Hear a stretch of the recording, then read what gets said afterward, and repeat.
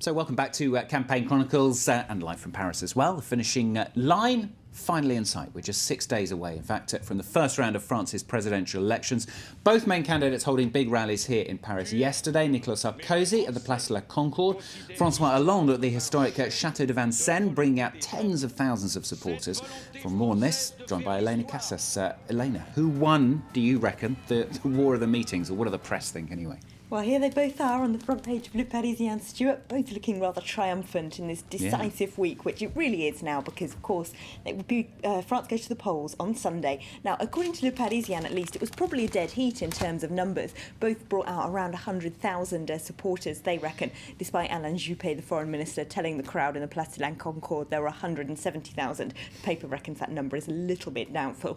So, fairly equal in numbers, very different though in terms of style. Sarkozy was much more strongly attacking his opponent than Hollande was, attacking his economic policy, saying he would leave France open to speculators, saying he would destroy the hopes of the middle class. He was very much more concerned on attacking his opponent and creating really the fear of far-left economics and what that could mean for the rest of France's economy and its soaring public debt. Let's take a listen.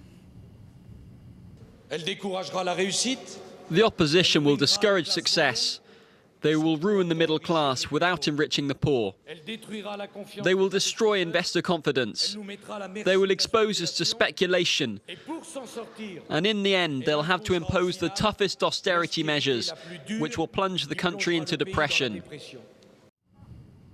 Socialist François Hollande, though, on the other hand, didn't have quite as much to say about his opponent, even in a veiled way. What he's really doing, if what Sarkozy is doing now is trying to motivate his voters as much as possible, resuscitate a campaign that's been flailing for weeks, what Hollande is doing is trying to motivate those that would otherwise not vote at all. There was a lot in his speech aimed at the young people, the working classes, ethnic minorities, those groups who are perhaps most naturally inclined to vote socialist, but who the party has long been accused of taking for granted, and who thus are probably the most likely to stay at home next Sunday. That's what the socialists are really worried about, that turnout could be very low. Of course, we've had polls saying as many as a third of voters might abstain, and it's probably going to be the socialists who would suffer from that. They know that, so there was a lot in Hollande's speech yesterday directed at those people, talking about why it's a good thing, not necessarily to vote for him even, but to vote at all. He was talking a lot about the democratic heritage of France, things like that. He's also, of course, worried about that they'll go and vote for Jean-Luc Mélenchon, the far-left contender who's clearing up a lot of his votes on the left. Mélenchon himself had a very successful rally this weekend, actually bringing out more people than either Sarkozy or Hollande. So Hollande also clearly made a play for some of those far-left voters. Let's take a listen. Je serai le président.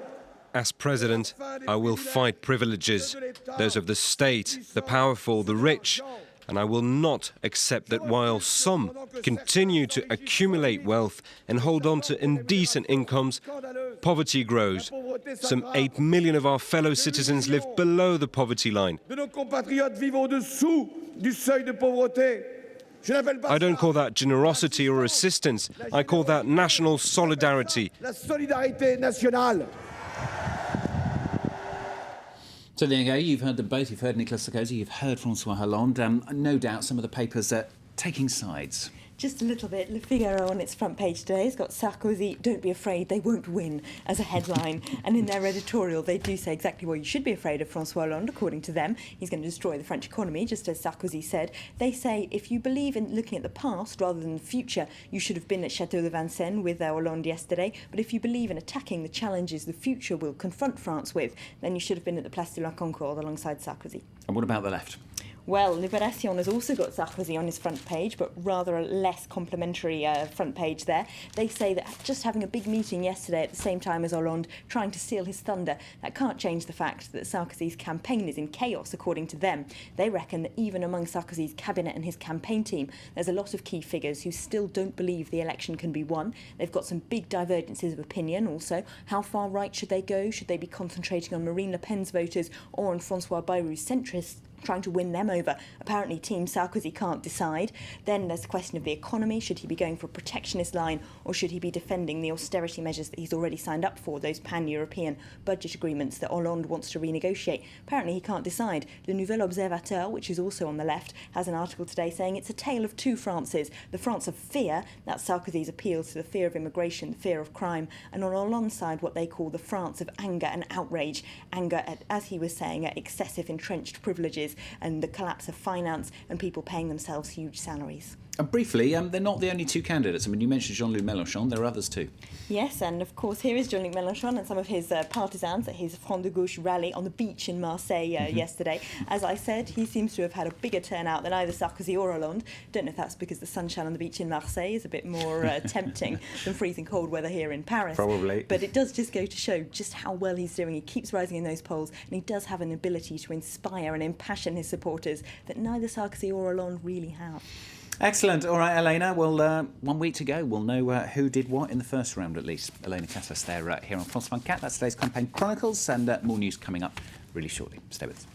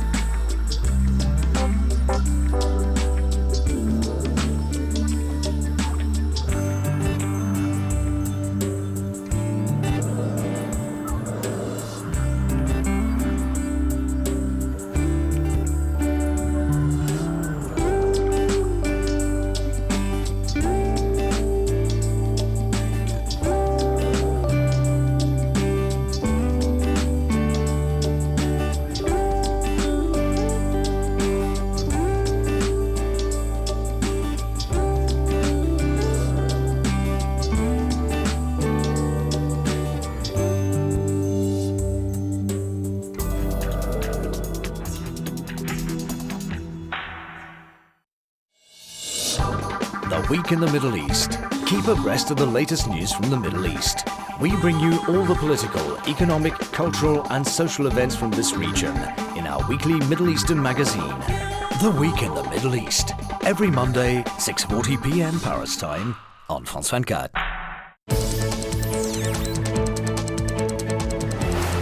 Кто сказал? Was there